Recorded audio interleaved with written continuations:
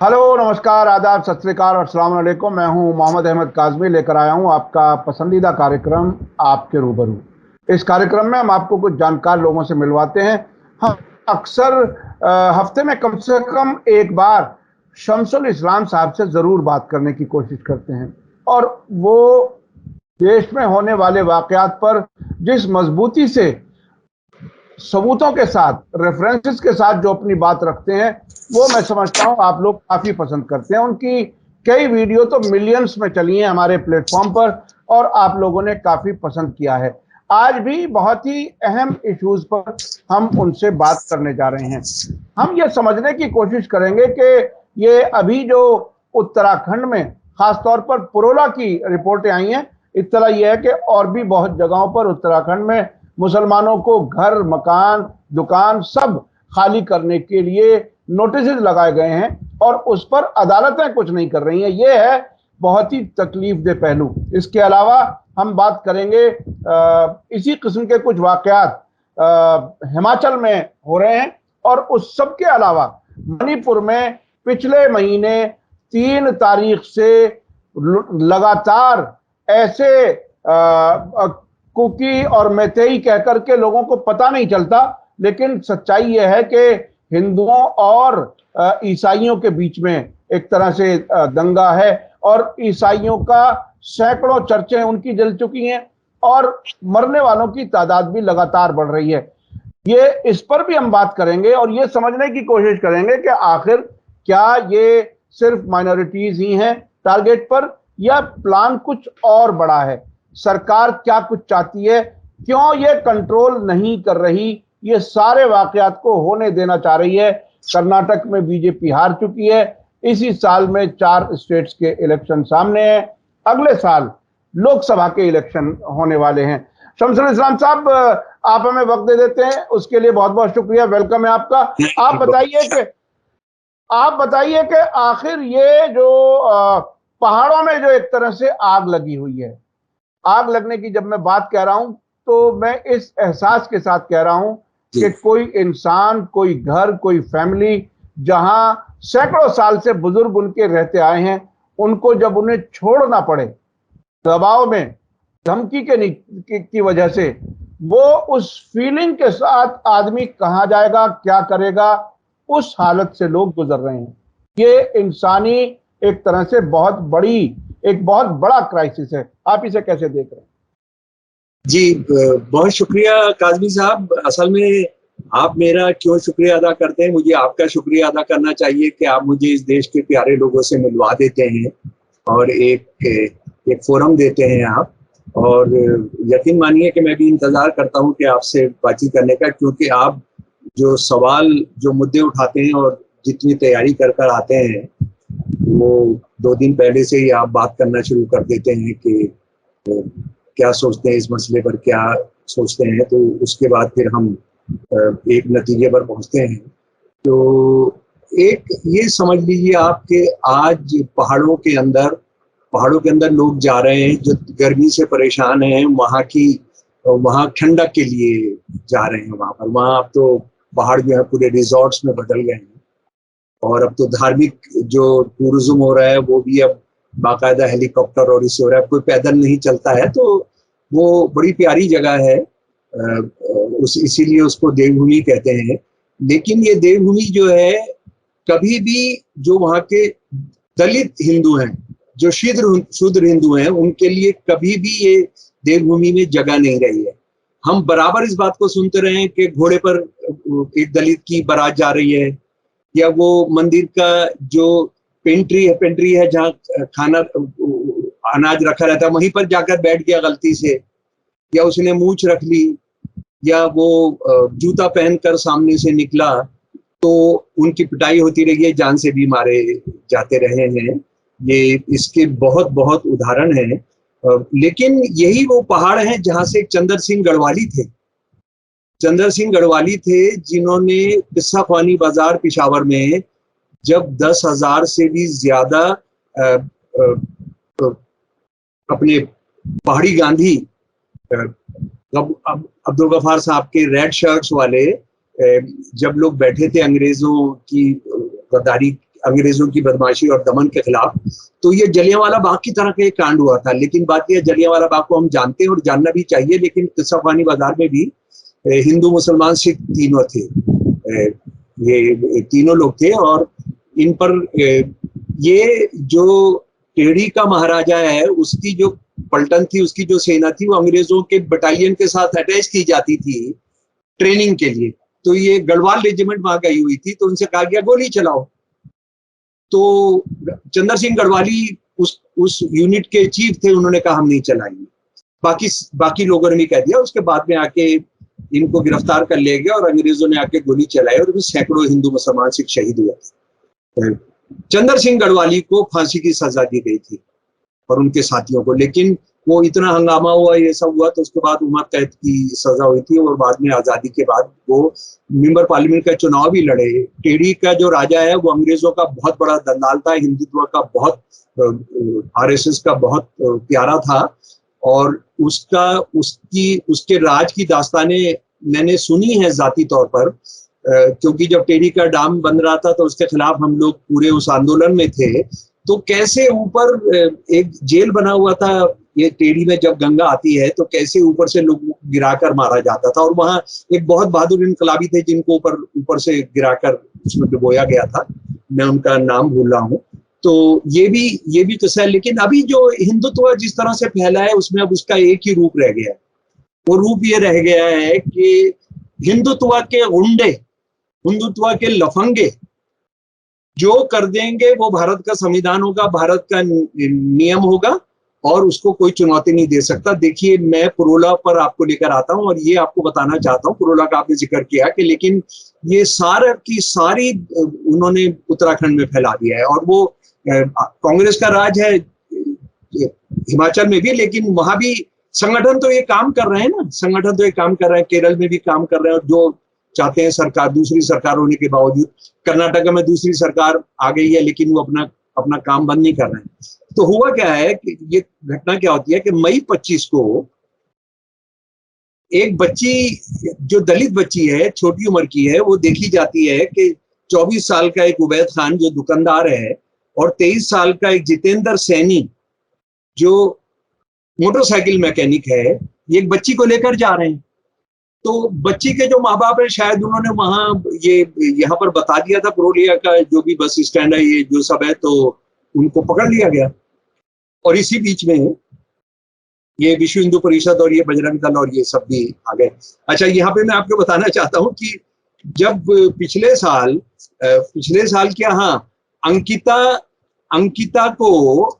अंकिता भंडारी को, जिसको जो गायब कर दी गई थी और उसको पता नहीं कि वो सितंबर 18, 2022 को वो गायब हो गई थी और उसे कहा गया था कि तुम बीजेपी के एक वीआईपी को तुमने स्पेशल मसाज देना है, तुमको 10,000 रुपए मिलेंगे।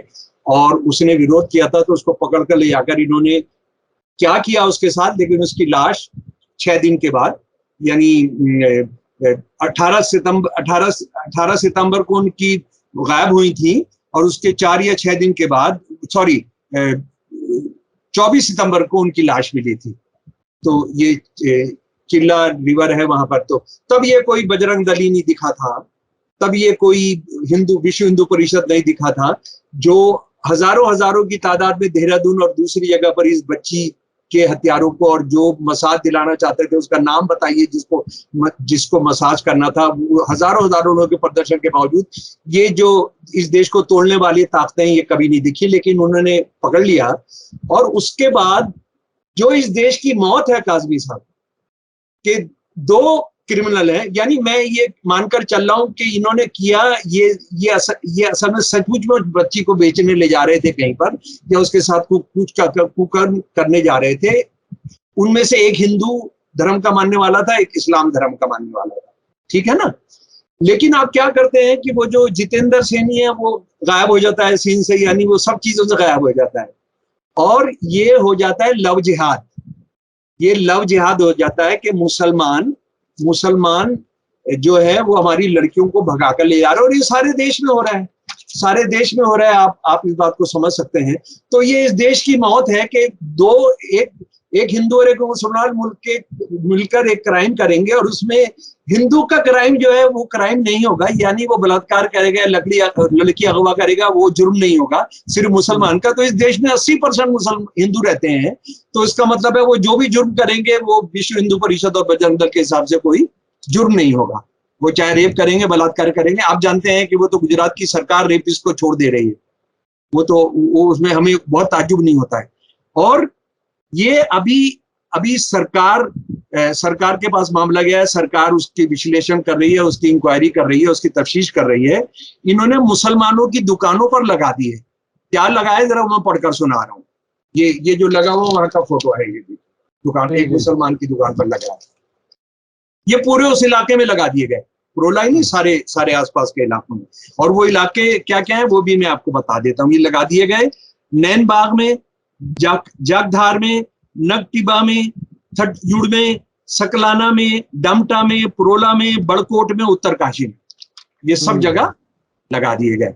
और ये उत्तरकाशी में भी लगा दिए गए जहां पूरा शहर धस रहा है, वहां कोई बीएचपी और ये नहीं पहुंचा, लेकिन ये वाला पोस्टर मुसलमान की दुकान को लेकर वो पहुंच गए।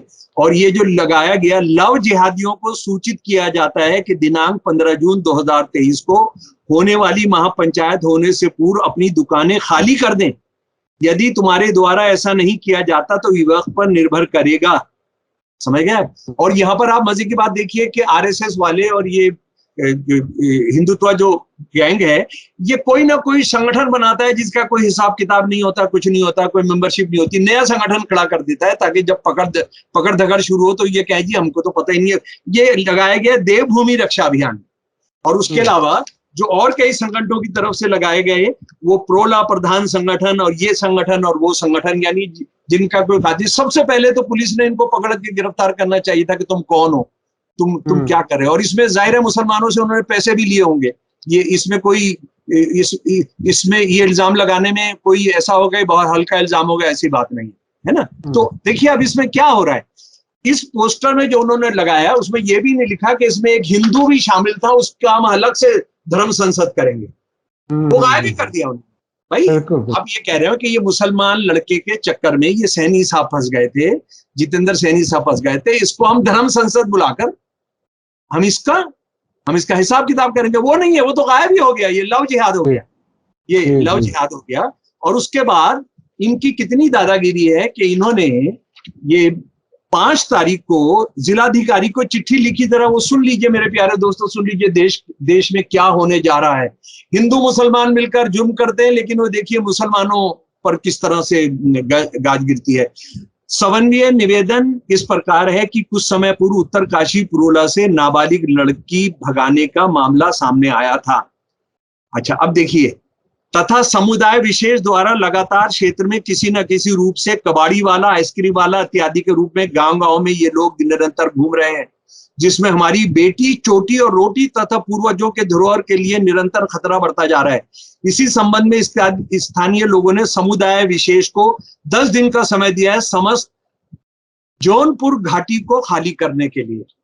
भैया पुलिस वाले ये नहीं इनको पकड़ रहे हैं कि तुम कौन होते हो किसी को थ्रेट करने वाले। हाँ जी, कोई नहीं पूछता है। वो कहते नहीं, कोई नहीं छोड़कर जा रहा। पुलिस एसपी जो कहता कोई छोड़कर नहीं गया है, यानी उनको जैसे पता है कि वो छोड़कर नहीं गया। लेकिन ये सच है कि सारे मुसलमान अपनी दुकानें बंद करके चले गए। और उसका सबसे बड़ा सबूत ये है कि बीजेपी के 2 प्यारे मुसलमान लीडर माइनॉरिटी सेल के, उनका एक का नाम है मिर्जा जाहिद मलिक, जो डिस्ट्रिक्ट प्रेसिडेंट हैं उत्तरकाशी के बीजेपी माइनॉरिटी सेल के, और उस पूरे डिवीजन का जो प्रेसिडेंट है उसका नाम है जनाब शकील अहमद साहब, वो डिविजनल प्रेसिडेंट है। वो भी अपनी दुकान बंद करके और छोड़कर भाग गए। वो यानी ये पुलिस वालों को कहीं दूर जाना नहीं, इन दोनों बीजेपी के दलों को पकड़ लेते तो पता लग जाता। अच्छा उसके बाद जनाब ये हमारे एक बहादुर वकीलों का ग्रुप है जिसका नाम है all India lawyers association for justice, all India lawyers association for justice. ठीक है जी। ये बेचारे, हालांकि मुझे नहीं लगता कि इनमें से कोई पहाड़ के हैं, नहीं है, लेकिन ये इस तरह के बिल्कुल काम में आगे रहते हैं जहां ये फांसीवादी हमला होता है दलितों पर या माइनॉरिटीज पर। ये लोग फौरन उन्होंने चिट्ठी लिखी और भारत का जो हमारा जो सुप्रीम कोर्ट है उसके मुख्य न्यायाधीश को कहा, वो मुख्य आजकल छुट्टी चल रही है तो जो ड्यूटी पर बेंच है उन्होंने कहा कि नहीं हम इसको नहीं सुन सकते, आप जो है बड़ा गंभीर मामला था लेकिन उन्होंने कहा कि हम इसको नहीं सुन सकते और आप हाई कोर्ट जाइए। ये लोग बेचारे खर्चा करके, आप बताइए कितना खर्चा होता है। ये लोग गए नैनीताल बेंच में, नैनीताल बेंच में गए, वो अपने आप नैनीताल पहुंचना इतना मुश्किल काम है, और उन्होंने उनके सामने रखा तो उन्होंने बड़ा एहसान किया, बहुत बड़ा एहसान किया हाई कोर्ट ने ये उत्तराखंड की, कि ये कहा कि लॉ एंड ऑर्डर मेंटेन करो, पुलिस को कहा। और मेरी जहां तक जानकारी है कोई स्टेट को भी, चीफ मिनिस्टर को या मंत्री को, किसी को जिन्हें पुलिस को कहा कि लॉ एंड ऑर्डर मेंटेन करो, पुलिस वालों ने कहा जी हमने दफा 144 लगा दिया। जब बाबरी मस्जिद गिराई गई थी तब भी दफा 144 लगी हुई थी, ये आप कभी मत भूलिए। तो ये दफा 144 लग गई है, और उसके बाद इन दोनों, ये जो चिट्ठी और ये जो पोस्टर लगे, इसका हाई कोर्ट ने कोई संज्ञान नहीं लिया। मतलब जहां तक मेरी कोई संज्ञान नहीं लिया, उस पर कोई एक्शन के इनको गिरफ्तार करो, इनको पकड़ो, ये कौन लोग थ्रेट कर सकते हैं? मुसलमान कोई नंबर 2 के नागरिक नहीं है, 3 नंबर के नागरिक नहीं है, बराबर के नागरिक हैं। आप ये कैसे कर सकते हैं? इस पर कोई आंखें टेढ़ी भी नहीं, आंखें टेढ़ी नहीं। अच्छा, मैं थोड़ा सा बीच में से एक चीज समझना चाहता हूँ जी। देखिए, मैं चूंकि थोड़ा सा इंटरनेशनल अफेयर्स को भी करता हूँ, समझने की कोशिश करता हूँ, तो उसमें इजराइल में हमने देखा कि वो फिलिस्तीनियों का लिबास पहन करके और वो फिलिस्तीनियों के दरमियान आ करके अपनी फौज के यानी इजरायलियों के खिलाफ पत्थरबाजी करते हैं। जी जी। और पत्थरबाजी करते करते एकदम अपने आसपास नजर रखते हैं कौन ज्यादा पत्थरबाजी कर रहा है। जो फिलिस्तीनी है उसको अचानक ग्रैब करके पकड़ के और अरेस्ट कर लेते हैं। तो वो एक तरह से धोखा होता है, छलावा होता है। इनको लगता है ये हमारा साथी है। क्या ये इसी तरह से, अच्छा, ये चीज हमने कश्मीर में भी देखी है जहां इजराइल के लोग काफी इन्वॉल्व नजर आते हैं, और ये मीडिया में बहुत सी बातें आ चुकी हैं, इसलिए मैं सोशल मीडिया पे भी ये बात कर रहा हूं। क्या ये लव जिहाद का ड्रामा कराने के लिए खुद ही किसी हिंदू को मुसलमान के साथ जोड़ करके भेज देते हैं? ऐसा कुछ मुमकिन है या क्या लगता है? वो भी मुमकिन हो सकता है, क्योंकि साजिश करने में तो नंबर 1 है इनका, और मुसाद और जो यहूद ज़ायनिज़्म है उनका कोई अंतर नहीं है। अब मैं आपको शायद पहले कभी बता चुका हूं कि राजेंद्र प्रसाद जी जब राष्ट्रपति नहीं बने थे, कांग्रेस के बड़े लीडर थे, तो उन्होंने सरदार पटेल जो होम मिनिस्टर बन चुके थे, अभी बाकायदा चुनाव नहीं हुए लेकिन उससे पहले इंटरिम सरकार के वो होम मिनिस्टर थे, उनको चिट्ठी लिखी थी कि आरएसएस वालों ने मुसलमानी ड्रेस पहनकर, मुसलमानी तरीके से रहकर हिंदुओं पर हमले किए हैं, बलात्कार किए हैं, यानी वो किया, और उसके नतीजे में हिंदुओं ने हमला किया है मुसलमानों पर। तो ये तो बहुत पहले लिखा जा चुका है। लेकिन मैं आपको एक बात बताना चाहता हूं, भाई लव तो हो सकता है ना, हिंदू मुसलमान में नहीं हो सकता?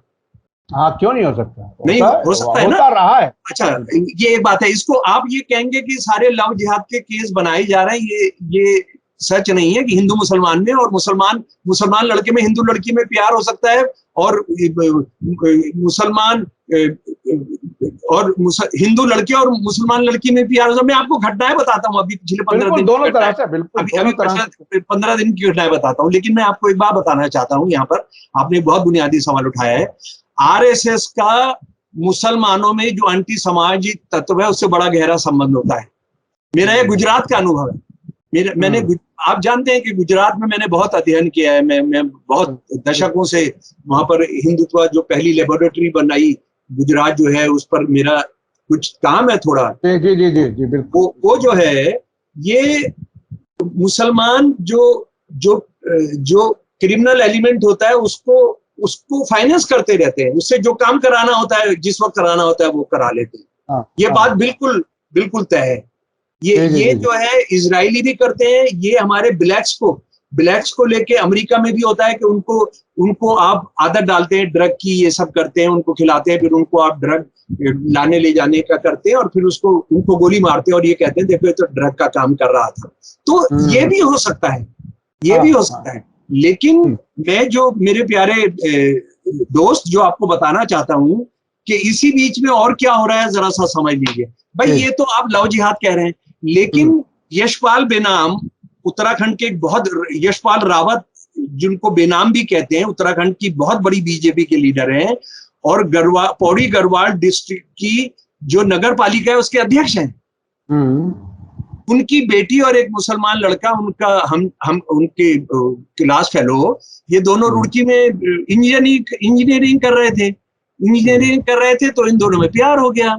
और इन लड़के के पेरेंट्स भी कहीं यूपी में रहते हैं और लड़की के पेरेंट्स, ये जो नगर पालिका के अध्यक्ष हैं पौड़ी गढ़वाल में, उन्होंने तय किया कि हम इनकी शादी कर दें। और हिंदू रस्म रिवाज के हिसाब से शादी होनी थी। कार्ड छप गया।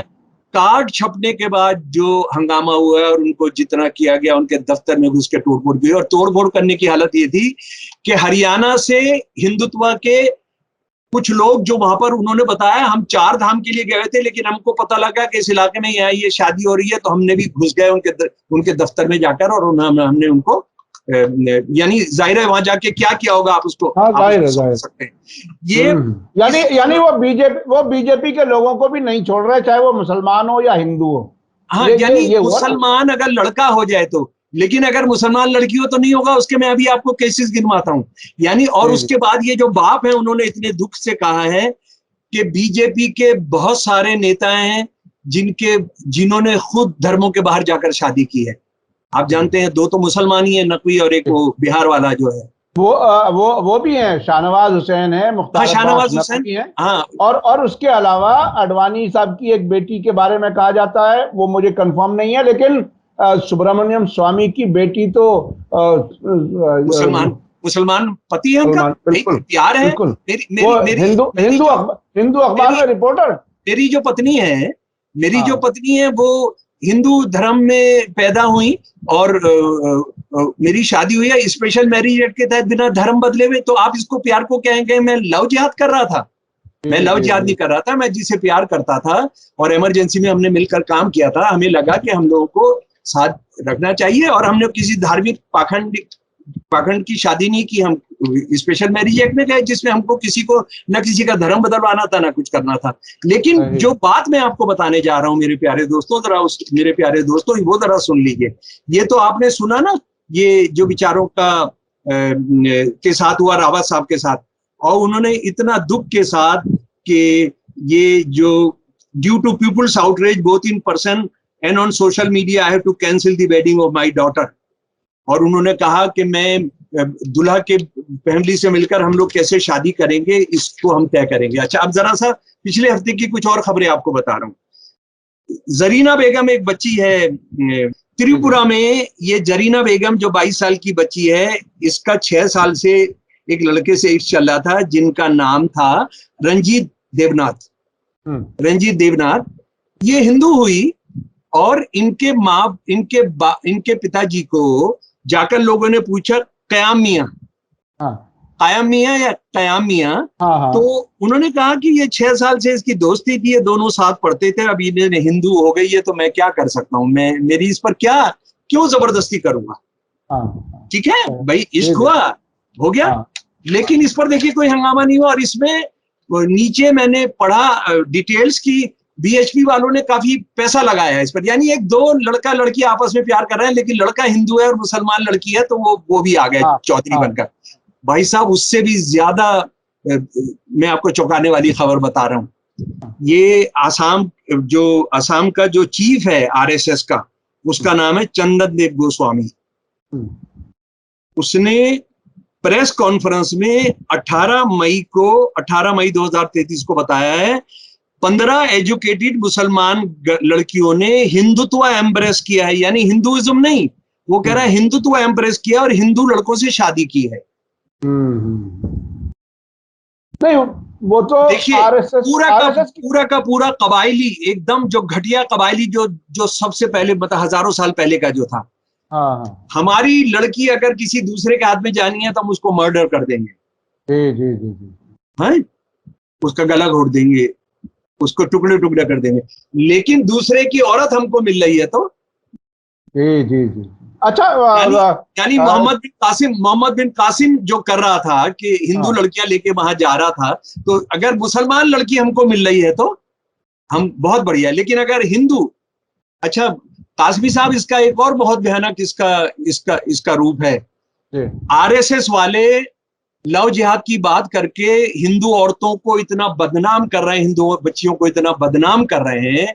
और सच बात यह है कि मनुस्मृति की वो उस बात को मान रहे हैं। मनुस्मृति का आप जानते हैं ना, उन्होंने लिखा है औरत जो है, औरत क्या होती है, मर्द लंगड़ा हो, लूला हो, बहरा हो, काला हो, हाथ कटा हो, पैर कटा हो, वो मर्द को देखते ही उसके साथ बिस्तर पर जाने को तैयार हो जाती है। लेकिन यानी इनका मतलब क्या है कि हिंदू औरत को अपने पर संयम नहीं है, कोई भी उनको लव में फंसा लेगा और उनको फिर शादी कर लेगा। यानी हिंदू लड़की ना सोचने का रखती है, ना उसको अपने जिस्म पर कोई कंट्रोल है। ये चाहे इस्लामवादी या हिंदुत्ववादी, जो भी अपनी लड़कियों को लेकर ये कहते हैं कि हमारी जायदाद है, हमारी प्रॉपर्टी है, हमारी प्रॉपर्टी है, यही तो मानकर हमारी बच्चियों के साथ, पहलवान बच्चियों के साथ कर रहा है वो। उसने किया है, उसने किया है वो सब।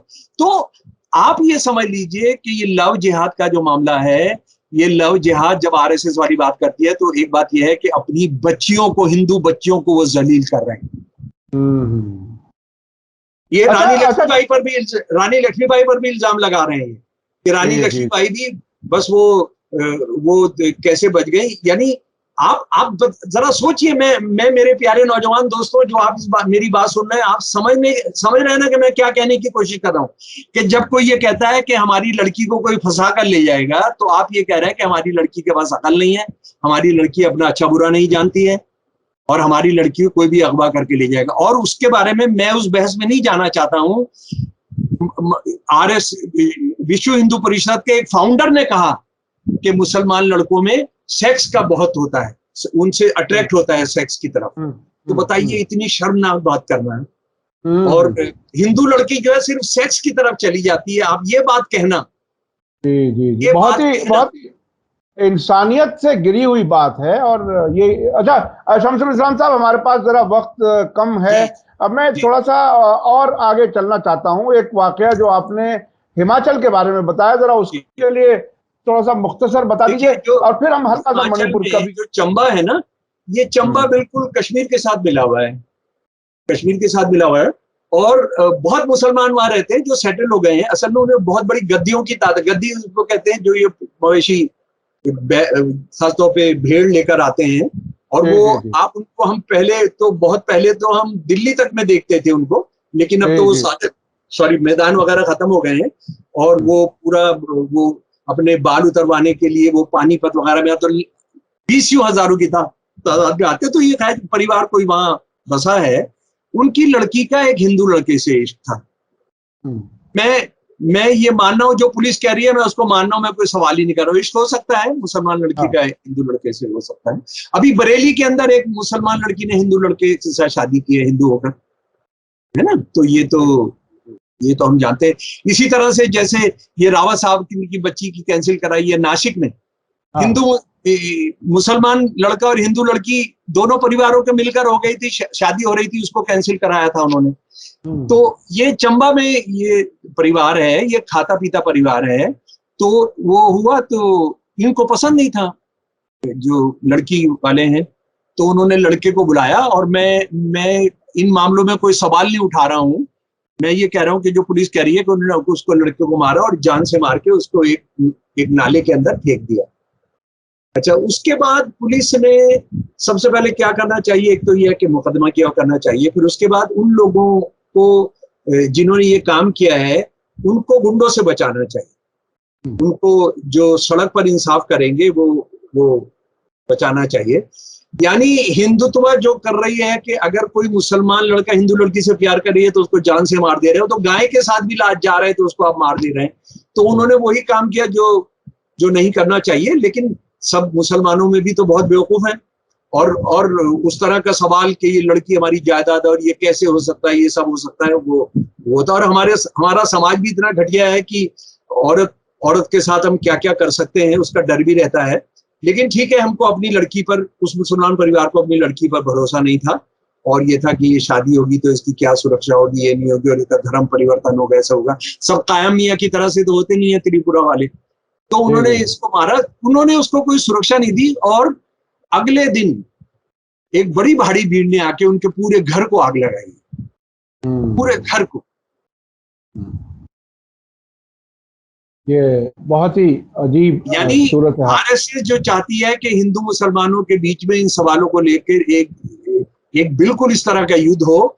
अगर मुसलमान लड़की हो तो बहुत बढ़िया है हिंदुत्ववादियों के लिए, कोई चिंता नहीं। और उसके उल्टा हिंदू लड़की हो तो हमें कोई चिंता नहीं है।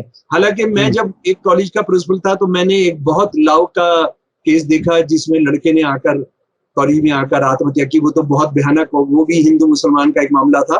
पर इस तरह के रोज देखने में आते हैं, और वो बच्चे जो अपनी जान दे रहे हैं, बच्चे अपनी जान दे रहे हैं।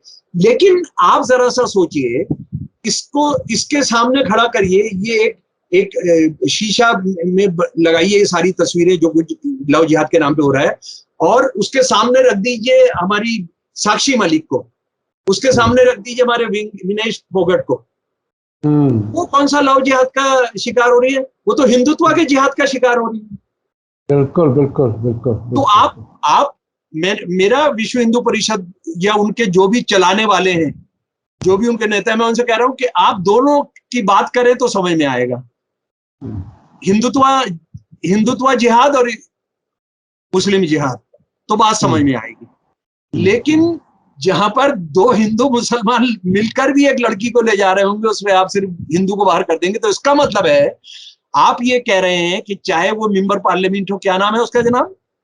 जी, बृजभूषण शरण। बृजभूषण शरण, जब वो करेंगे तो वो जुर्म नहीं होगा, क्योंकि वो हिंदू है।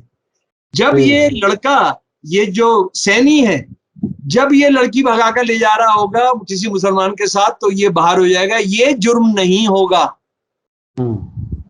तो आप इस देश के हिंदू समाज की भी अंत्येष्टि करने की घोषणा कर देंगे। जी जी जी, इंसाफ तो जाहिर है उसे भी नहीं मिला। अगर कोई हिंदू विक्टिम हो, इंसाफ तो उसे भी मिलना ही चाहिए ना। जी नहीं, लेकिन मनुस्मृति के हिसाब से तो औरतों का काम है वो बिस्तर गर्म करना, औरतों का काम है गुलाम बने रहना। मनुस्मृति का चैप्टर 1, चैप्टर 8, चैप्टर 9, मैं अगर आपको मेरे प्यारे दोस्तों, आप जरूर पढ़ लीजिए। चैप्टर 9 में तो ये तक है कि ब्राह्मण जो है वो 4 शादियां कर सकता है चारों जातियों में, और लेकिन 4 जातियों में शादी करने के बाद अगर उसकी जायदाद में से हिस्सा देना है तो सारी सोना चांदी बैल और ये सब जो है, जो ब्राह्मण औरत से पैदा हुए उसको दिया जाएगा। ठीक है जी। आधा हिस्सा क्षत्रिय औरत से जो पैदा किया है वो दिया जाएगा। यानी मुसलमानों की 4 शादी के बारे में बात करते हैं ना, वो ये हमको ये नहीं बताते हैं कि मनुस्मृति में क्या लिखा है। वैश्य को 25% दिया जाएगा। वैश्य एक ही समय में 4 शादियां हैं जनाब, ये एक के मरने के बाद दूसरे के शादी। और जो शूद्र औरत से आपने किया है उसको 10% दिया जाएगा। और इसको वो भारत का संविधान बनवाना चाहते हैं। यानी उसमें दोनों किस्म की बातें हैं। एक तो 4 शादियों को जो है वो परमिट किया गया, और नाइंसाफी भी पूरी तरह भाई साहब 4 तो मिनिमम है, 4 तो मिनिमम है भाईजान, 4 मिनिमम है। उसके बाद तो आप मनुस्मृति के अंदर 10-12 तरह की आप शादियां कर सकते हैं। 10 मिनट की है, 15 मिनट की है, 1 घंटे की है, 2 घंटे की है।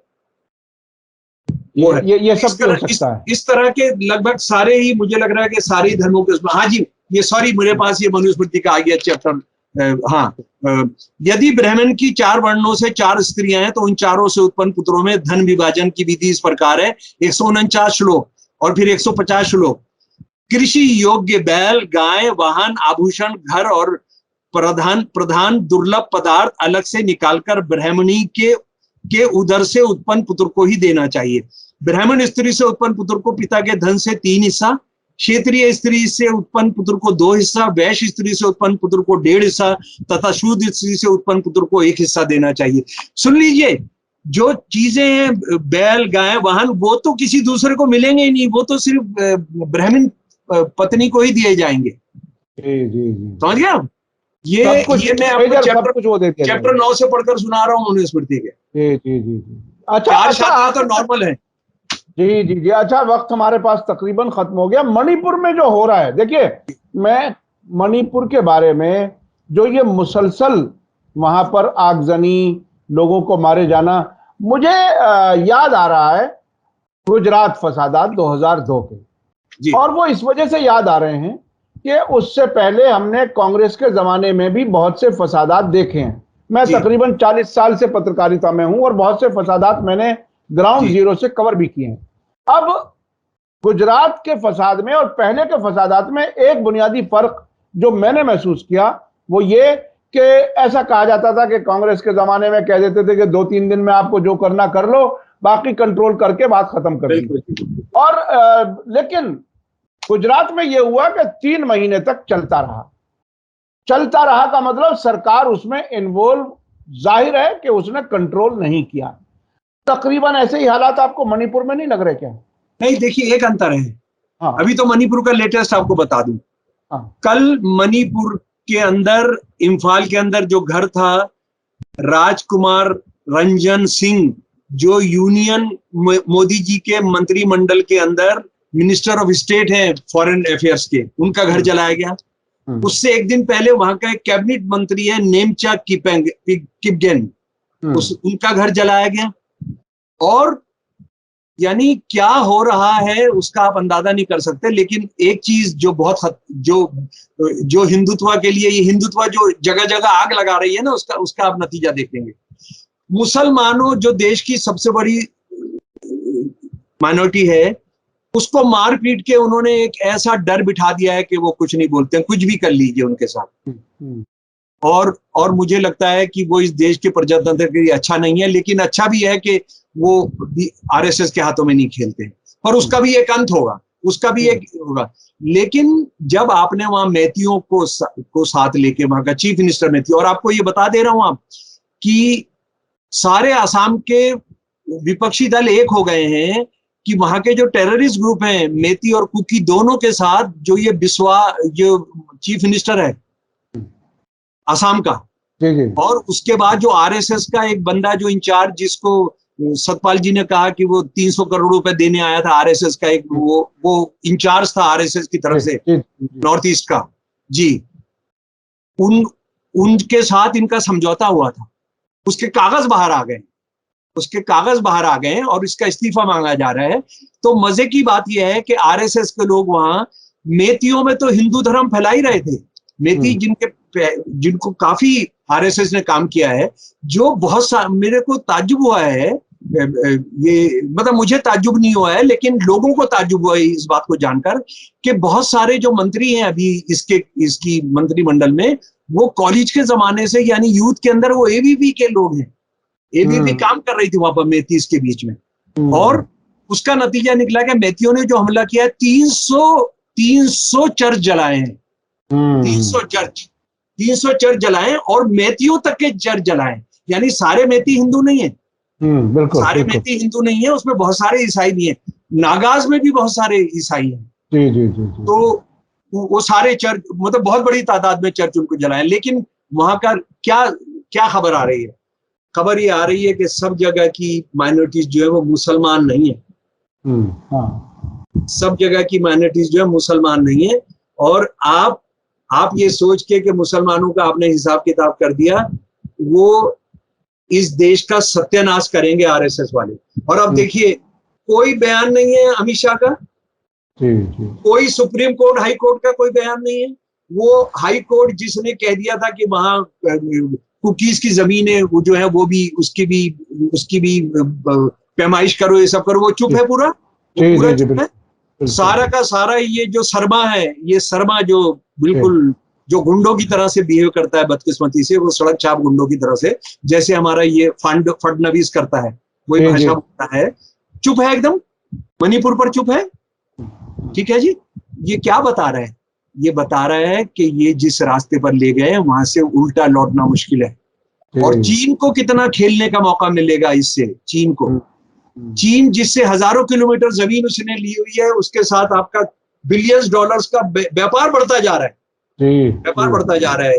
तो मोदी कहां आकर फंसेगा, कहां आकर फंसे है मोदी सरकार, इसको समझने। यानी मुसलमानों पर हमने सबक सिखा दिया, इसके ये आपने एक सबक सीख लिया, आपने सबको सबक सिखा सकते हैं, ये बहुत भारी पड़ेगा आरएसएस के लफंगों। जी जी जी, बहुत बहुत शुक्रिया शमसुल इस्लाम साहब। आपसे जब भी हम बात करते हैं आपके पास इंफॉर्मेशन इतनी होती है, रेफरेंसेस इतने होते हैं कि वाकई वो बात कहीं ना कहीं हमें रोकनी पड़ती है मजबूरी की वजह से, लेकिन बहरहाल हमारे दर्शकों तक ये सारे फैक्ट्स पहुंचते हैं। आपने जिस तरह से मनुस्मृति के चैप्टर्स का हवाला दे करके ये बताया कि हिंदुओं में उसके मुताबिक 4 शादियां अलग अलग उनमें की जा सकती हैं। हिंदुत्व जो मनुस्मृति को भारत का संविधान बनाना चाहता है। जी जी जी जी, बिल्कुल बिल्कुल। आम हिंदू नहीं मानते हैं इसको। हाँ, और बाबा साहब ने तो इसको जलाया था। जी जी, बेशक उसको पहाड़ में जला। जी जी जी जी, बहुत बहुत शुक्रिया। इसी के साथ मुझे दीजिए इजाजत। धन्यवाद, शुक्रिया। जय भारत, जय हिंद। मीडिया स्टार वर्ल्ड के और वीडियो देखने के लिए हमारे चैनल को सब्सक्राइब करें और सीधे नोटिफिकेशन पाने के लिए बेल आइकन दबाएं। और अगर हमारी खबर सच्ची और अच्छी लगे तो अपने व्हाट्सएप, इंस्टाग्राम, फेसबुक और ट्विटर अकाउंट पर जरूर शेयर करें।